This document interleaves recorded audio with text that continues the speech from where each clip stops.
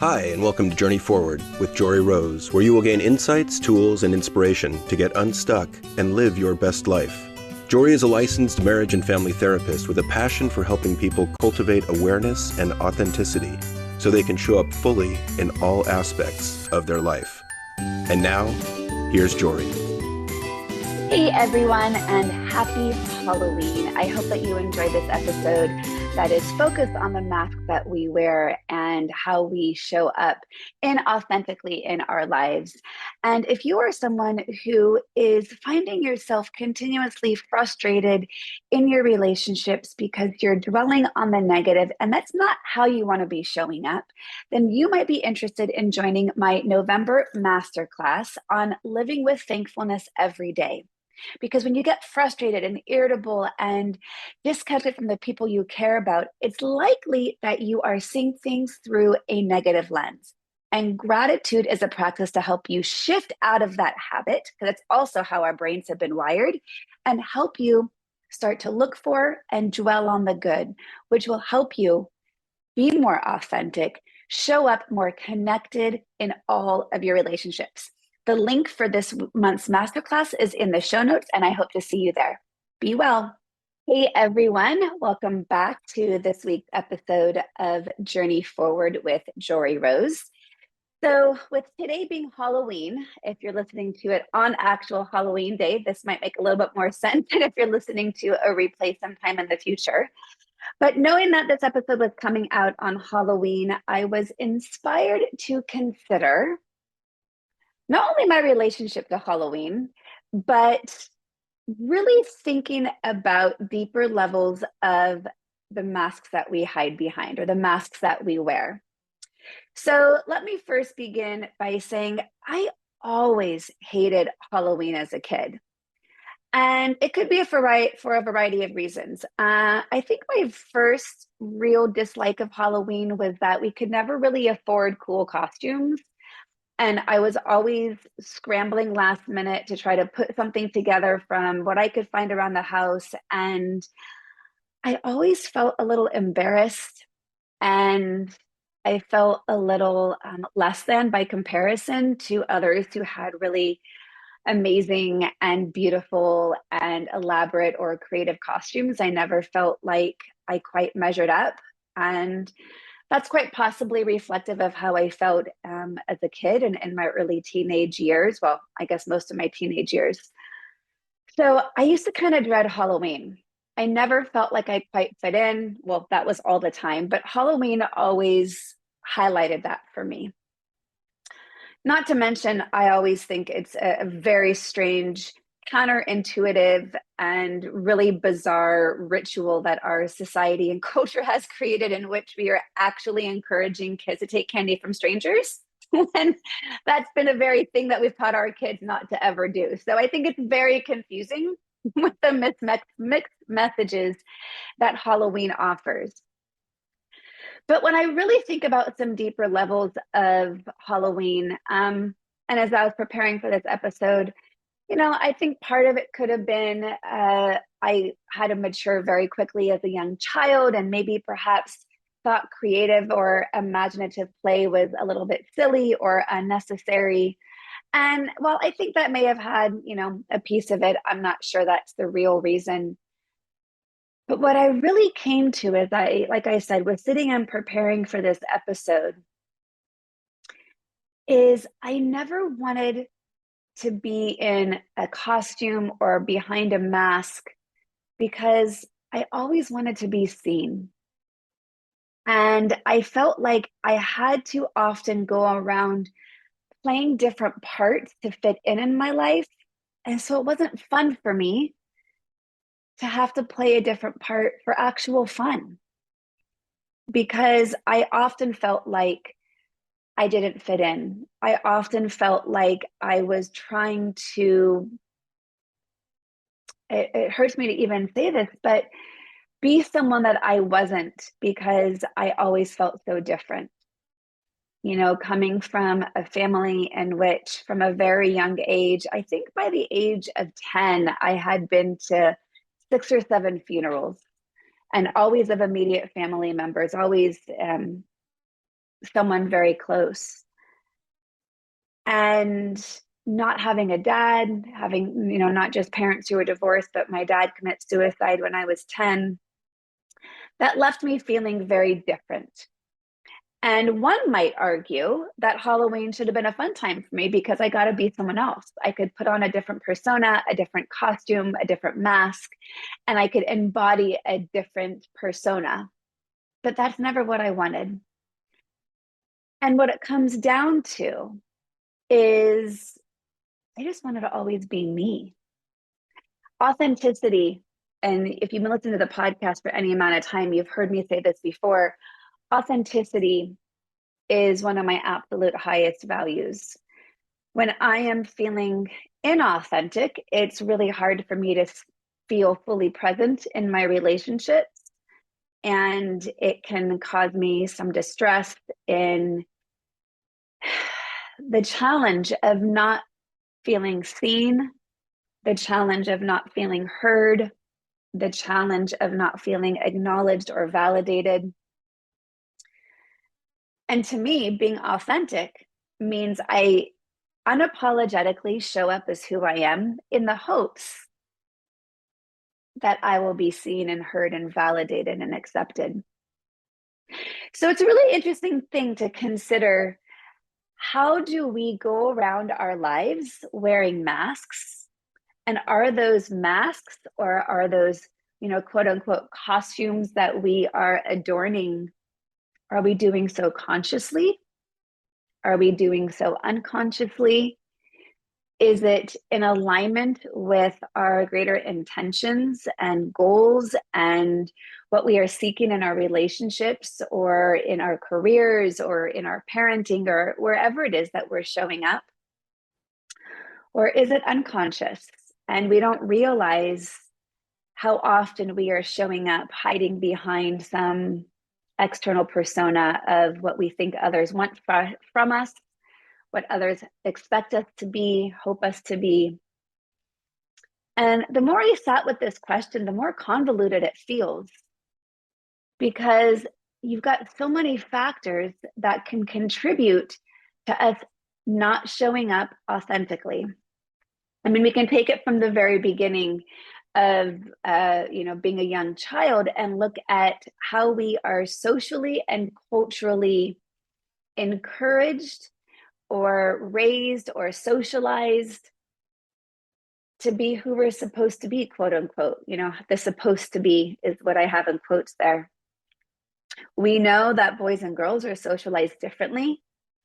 And when I was growing up, those were pretty gender specific. And I think only recently are we beginning to challenge a gender norm. But if we're not having expectations placed on us in a gender and kind of the way we show up in that way, there's expectations on us of what our personality is supposed to be like, perhaps the role that we play in our family of origin, the kind of student we're supposed to be, maybe perhaps the extracurricular activities that we are encouraged to participate in. There's so many different areas in which we can feel pressure to be someone other than whatever it is our soul's purpose is calling us to be. And I'm talking just even in childhood. And then we spend the rest of our lives trying to correct that expectation and spend our adulthood, searching for our authenticity and the courage to step into those shoes. So it really feels like a challenge, an uphill battle from the get-go to really be our authentic self. So much of the work I do with my clients is mindfulness in all areas of their relationships. But one of my big passions is mindful parenting. And to me, mindful parenting is honoring the sovereign nature of your child, knowing that you don't own them, you're simply here to guide them. But able to be a mindful parent is the practice of parenting to the child you actually have, not the one you hoped you had, wished you had, thought you had. And in order to do so is to see them clearly as they are. and parent from that place to encourage them to be more of themselves rather than encouraging them to be more of who you want them to be, or think they could be, or think they should be. So when there is that dissonance of what someone wants us to be and who we feel we actually are, we put on a mask. Oftentimes it's easier in the moment, or so it feels, to play the role than it is to have the courage or the bravery or the ability to show up in our authentic self. It's a lifelong practice. And if we're not dealing with, greater social or cultural norms and expectations, then we've got our family of origin, in which there are those expectations or assumptions or even judgments if we don't show up a certain way.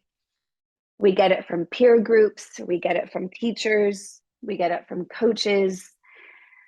We get it then from our own inner critic, because then it's really confusing to be able to differentiate who am I versus how I want others to want me to be or think I should be. And so we continue to put on a mask. And then there might come a point in time where the mask becomes so much a part of who we are that we're not even clear if that's our true self, because we haven't taken off that mask in so long.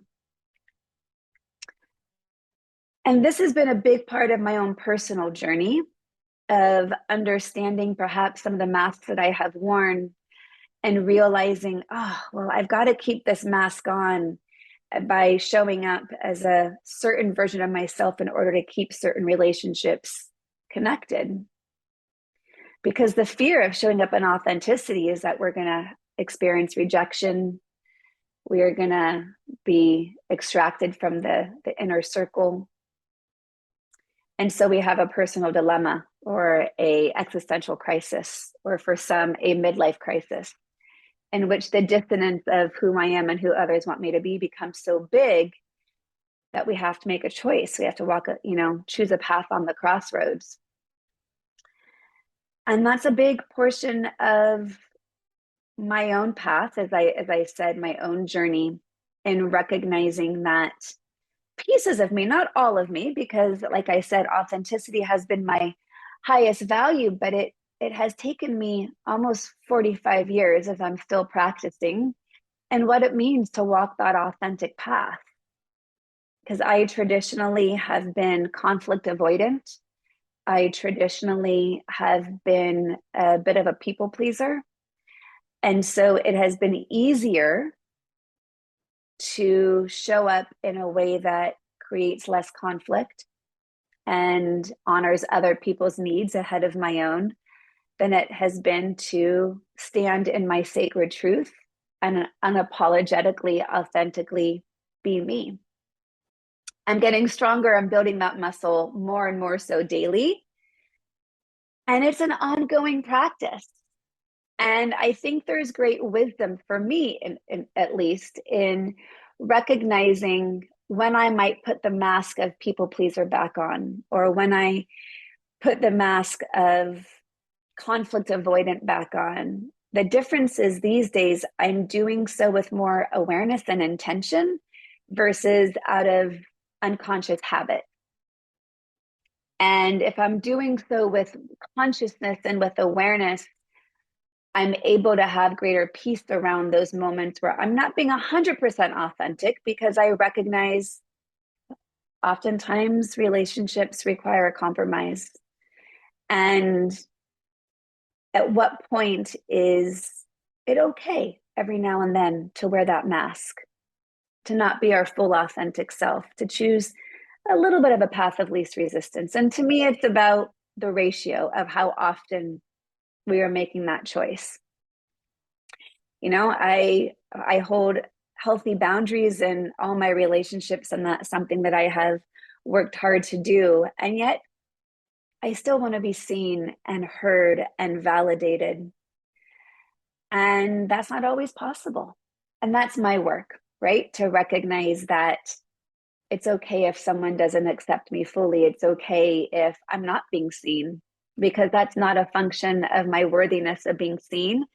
It might be a function of another person's inability or lack of capacity or even desire to live at the same level of truth and authenticity that I desire. And that's okay. But that's much more of a discernment than a default pattern for me to be able to step into at this stage. I remember years ago, maybe it was 2 years ago almost, watching the Brene Brown's Netflix special, Call to Courage. And there was a line that sticks out in there that really, really, really resonated with me. And she says, we all want to be loved, but we're afraid to be seen. Oh man, that really, really resonated with me because it's really scary to reveal who we are under any of those masks. When we reveal our truth, step into our beliefs, voice it out loud, name it, get clear around it, honor it. Because again, there's fear of rejection. And yet we crave acceptance so, so, so deeply. So that quote, we all want to be loved, but we're afraid to be seen, rung so true to me. And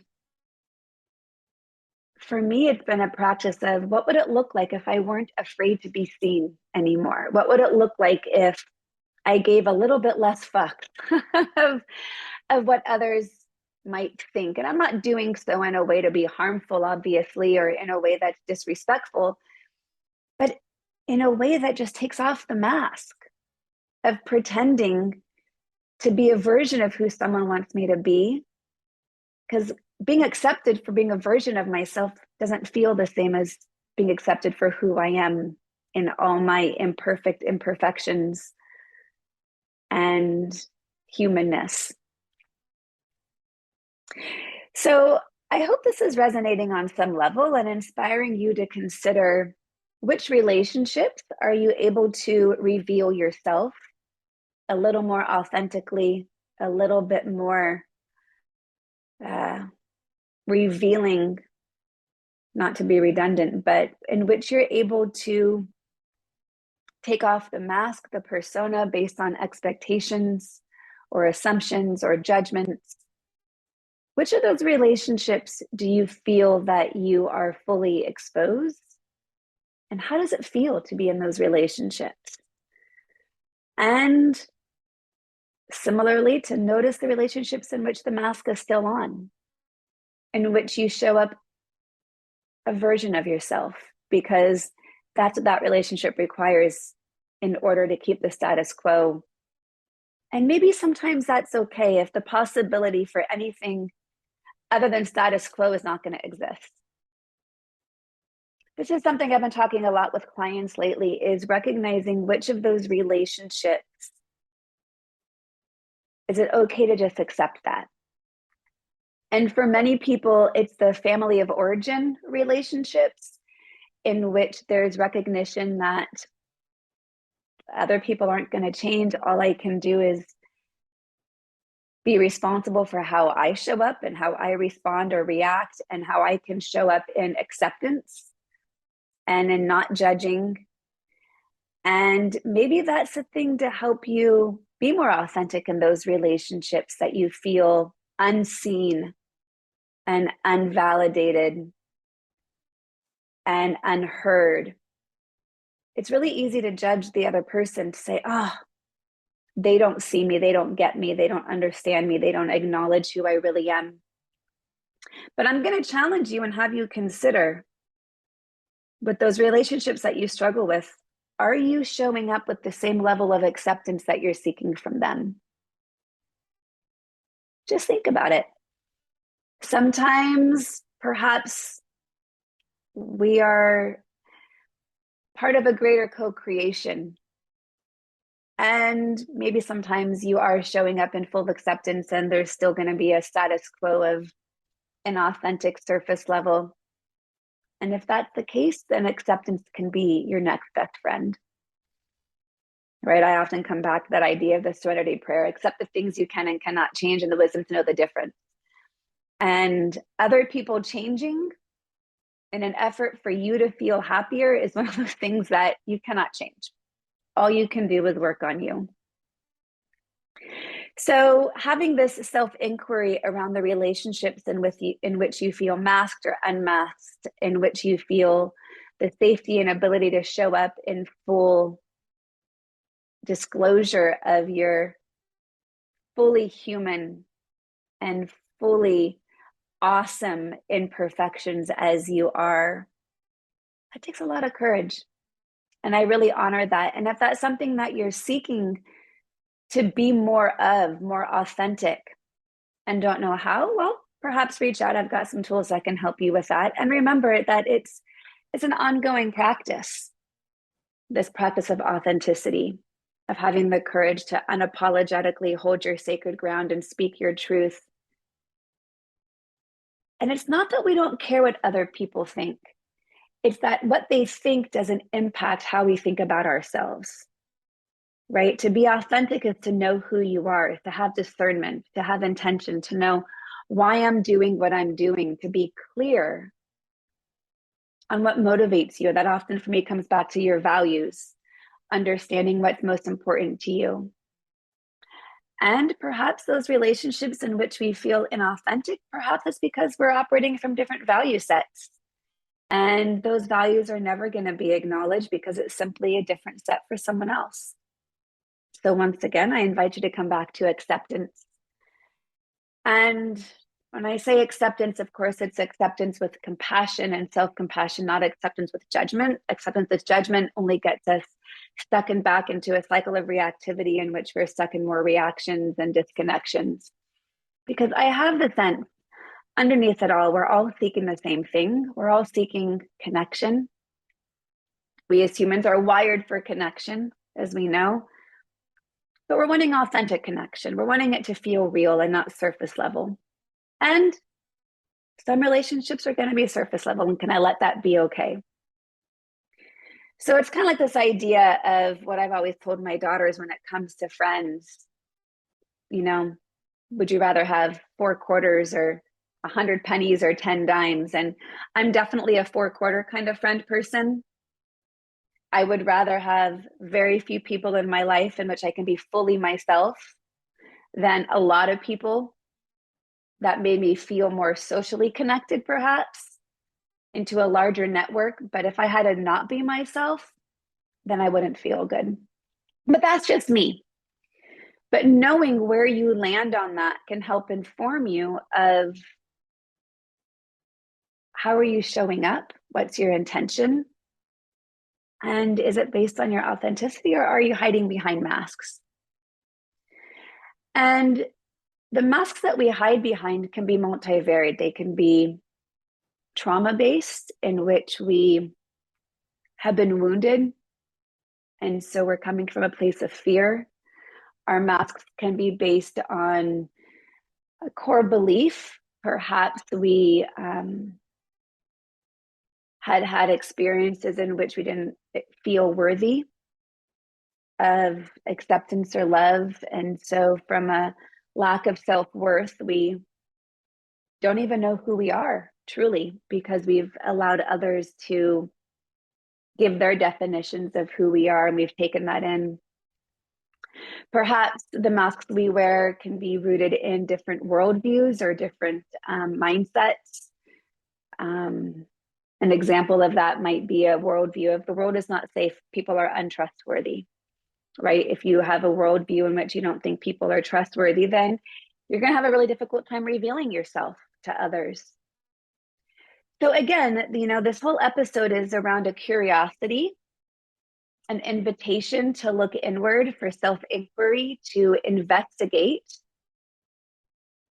who am I my most true self with, let alone I can't even talk. Am I my most true self with myself? Or am I denial and even wearing masks to myself?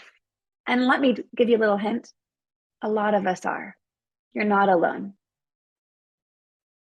But I think I'm so passionate about investigating this because when we can take off those masks, when we can reveal with pride and with acceptance and with self-love who we are underneath all the things before the world got to us, well, that's where the magic happens. And I know for me personally, that's where